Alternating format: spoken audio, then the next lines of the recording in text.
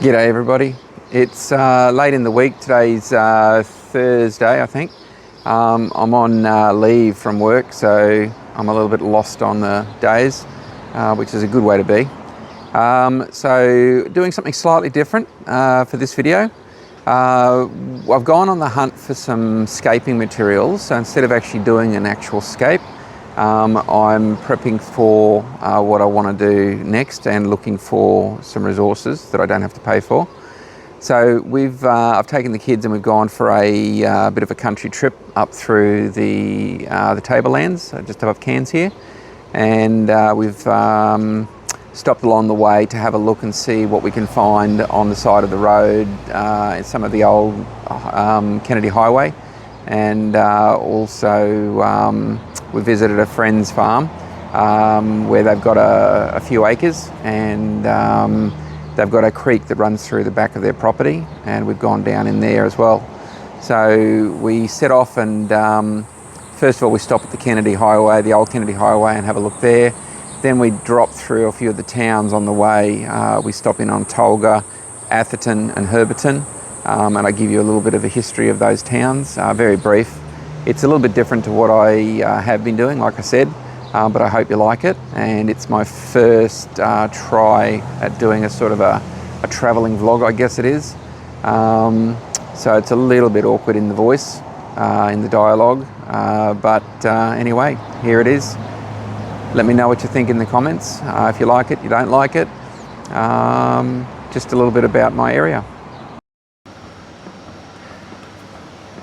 This is the start of our trip out, looking for some hardscape for the tanks. This is the old part of the Cadaghi highway. You can see the Cadaghi highway off to the left-hand side there. And we're just on the side road here, just having a look to see what, if anything, we could take from here. There's a couple of dead trees that are lying across the road that have fallen down. So that's the sort of thing I'm looking at, and we'll hop out here in a minute and just see what's available, and I'll get a little bit of that, pop it in the car, and then we'll head off on the road again and see what else we can find, and have a look at some of the townships on the way as we go. So I'm just going to pull up here and pop out and have a look, and just grab some of the smaller twigs, some of the slightly bigger branches, and just keep them for later. These weren't ideal, these weren't exactly what I was looking for, but it's just what I can stick in the car and I can use. So if I've got it, I can see if it'll fit into what I want to do, and if it doesn't fit in, then I can just leave it behind, not use it.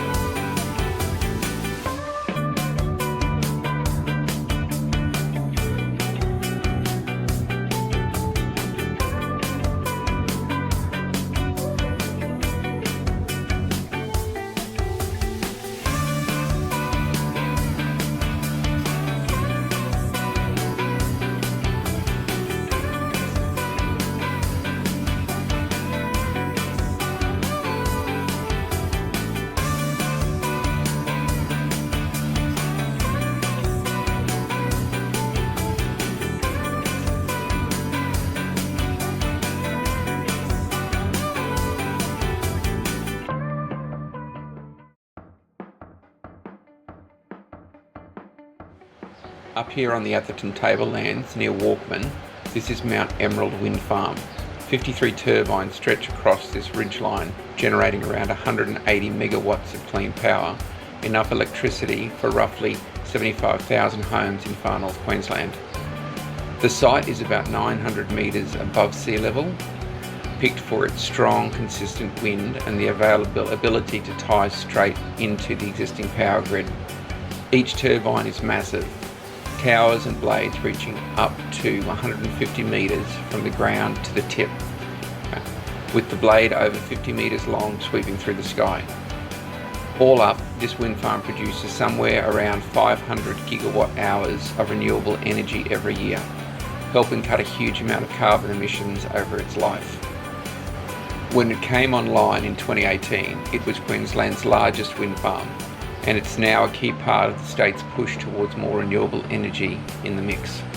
Standing up here, it might just look like towers and spinning blades, but this whole landscape is basically one big power station, running on nothing but wind.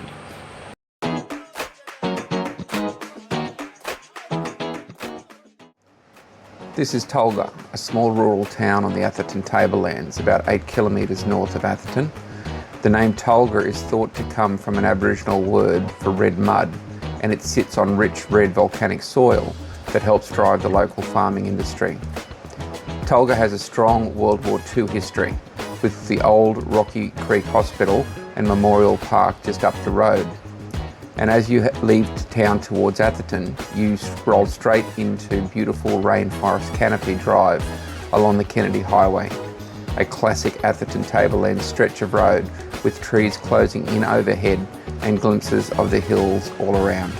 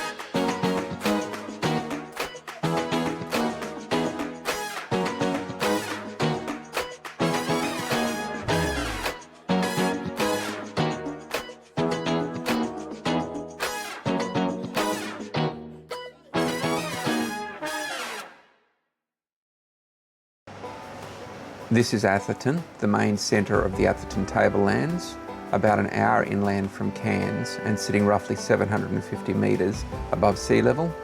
It started as a timber and maize town in the late 1800s, named after pioneer John Atherton, and grew into the service hub for the whole region. These days, it's surrounded by rich red volcanic soil and farms in every direction. Around Atherton, you'll find sugar, cane, maize, potatoes, peanuts, avocados, macadamias, and a whole mix of other crops, plus beef and dairy cattle. Agriculture is still the backbone of the Tablelands economy. The town is where people come in for school, sport, shopping, hospital visits, and a decent coffee before heading back out into the hills. There's a strong sense of history here too.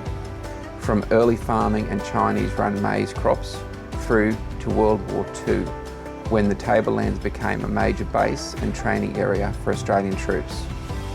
It's a working country town surrounded by green paddocks and big skies, pretty much the heart of life up here on the Tablelands.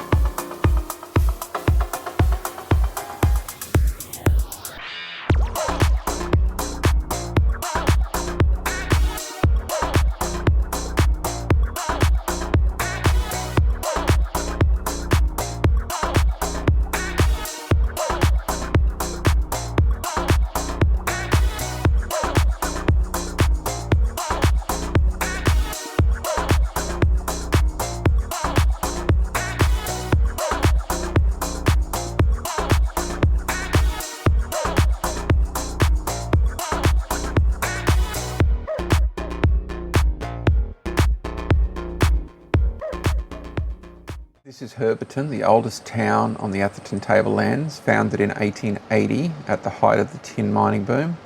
Prospectors came looking for gold, but it was tin that built this place and the other towns across the Tablelands.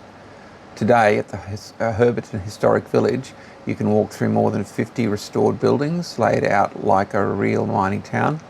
Shops, pubs, a school, machinery, and everyday life from the 1800s and the early 1900s. It's like stepping straight back into Queensland mining history in the hills above Cairns.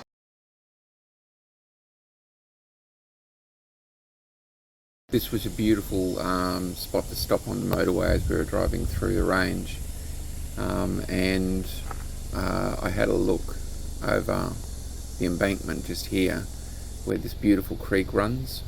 It's such a pristine, beautiful looking location, totally natural, very beautiful to look at. And then I had a look down closer to where I was standing, and this is what I saw, and it was disgusting. Some useless mongrel has pulled up in this beautiful place and just chucked all of their rubbish down the embankment where it can't be seen from the road. This is the Cadaghi tree. It looks amazing with that smooth green trunk and those twisted, tangled branches that had me seriously considering using them in my aquascapes. They look really intriguing as potential hardscape. But after doing some research, I found out Cadaghi is actually a serious environmental weed in southeast Queensland, and its branches and seed pods are full of sticky resin that's not considered safe for aquarium use. So instead of cutting it up for my tanks, I'm just going to film it, enjoy the structure, and leave this one where it is. I'm just at a friend's place and heading down to the creek out the back of their house. This is such a beautiful place up in the Tablelands above Cairns, and expansive place. And this just over behind these trees here is a creek. So I'm just about to head down there and see what I can find for hardscapes or driftwood and any rocks that there might be suitable down there. I'm not going to get a lot of rocks, and this is the creek, so lots of big stony outcrops all around here, fairly easy to get down to the creek. So once I'm down here, this is normally water flow well above my head now, almost up to the top of the image there. Here's where the water gets up to. That's the deepest it's been. But there's lots and lots of nice bits of timber down here. I didn't bring a saw with me, so there's a couple of pieces that I would have liked to have gotten, but they're anchored into the ground. So I've left them where they are for now and pay another visit here. All these stones here at the very bottom of the creek, they're well and truly worn and brushed over. And there's Bandit following me faithfully. He's a beautiful, beautiful puppy dog, Bandit is. And so I'm just going to have a look at some of these rocks and see if I like the shapes of them. There's Gigi, my friend's dog, in the background. These two love hanging out with each other. And anything with an odd shape like that one there with the sharp edges, that's intriguing.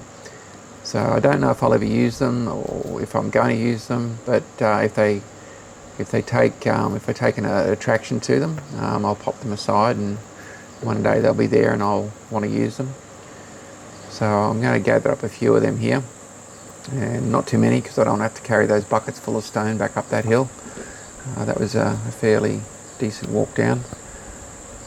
But I'll just continue going through and having a look at a few, and then we'll head off.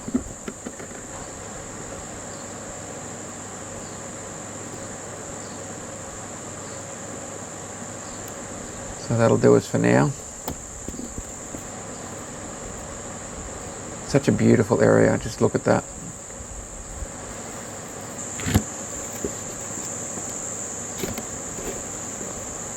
The sounds of the birds in the background, just the country sounds. It would be just really lovely to have a place like that.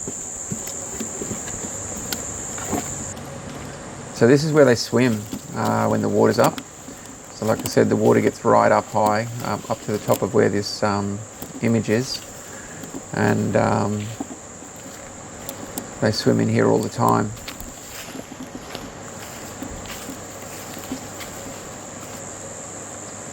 Just on the other side of that bank there's a fence, and that's the neighbour's property.